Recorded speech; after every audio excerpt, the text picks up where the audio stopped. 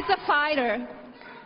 And if you elect him to be your president, he will fight for you and for our country.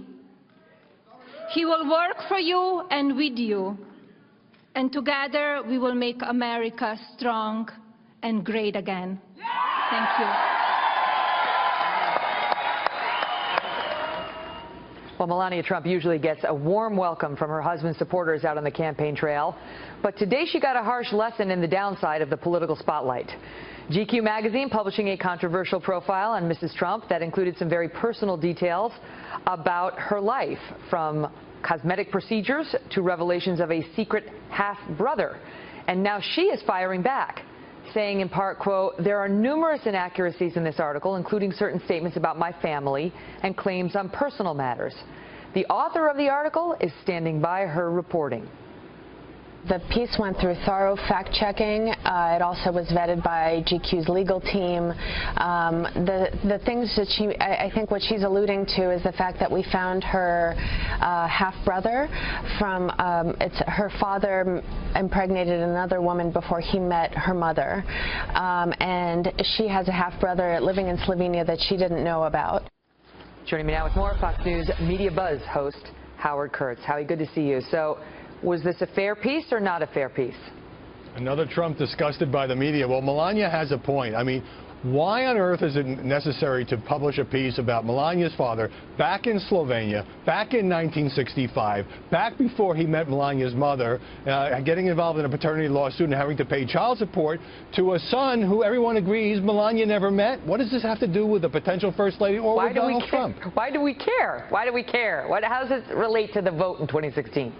Exactly. I mean, it's an invasion of privacy. She asked the magazine not to publish it. The dad is hardly a public figure, and it feels like an attempt to get a buzzy headline. But, you know, Megan, this piece kind of reeks of condescension. There's the $100,000 Dior wedding dress that laborers toiled. That piece didn't bother me. That's what her wedding dress cost. They had a fancy wedding.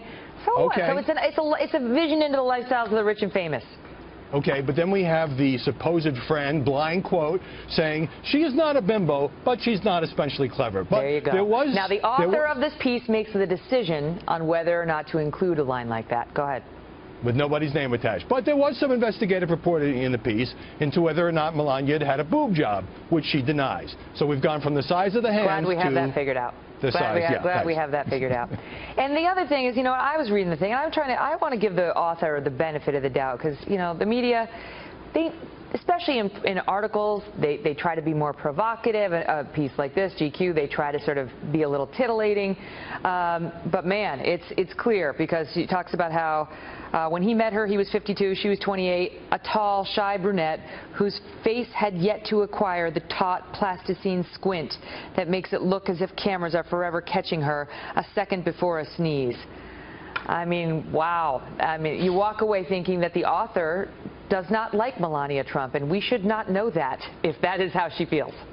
Right. I mean, there was a lot of reporting in this, but I think here's the bottom line, which is Melania Trump, who I've met a couple of times, is somebody who is a mom, who has a traditional role in a traditional family, who doesn't like the spotlight and doesn't particularly want to talk publicly about politics. And for that, this Manhattan elite magazine kind of portrayed her as a trophy wife with not much to offer, and it came off to me as unfair. That's exactly what the New York Times actually called her, Howie, months ago. The New York Times actually called her a trophy wife and called her a mannequin, given her successful career as a model. I mean, apparently, you know, I have to wonder whether a piece like this had been written by a woman with, you know, married to a Democrat with liberal stripes, would have been accepted without question by so many. Well, I don't want to impugn the author's motives, but I will say I wonder if it hadn't been written about Donald Trump's wife or somebody who was more part of the political establishment, whether or not this kind of negative and frankly snarky tone would have been allowed to permeate this piece of journalism. Mm-hmm. The blind quotes are a problem, and, you know, note to Melania Trump, don't sit for an interview if you can't get the writer to agree not to use blind quotes against you, because that's dirty pool. There you go. That's free advice. No charge. Good journalistic advice. She doesn't need my money. All right, great to see you, Howie. My pleasure. I could use some of theirs. I mean, who couldn't?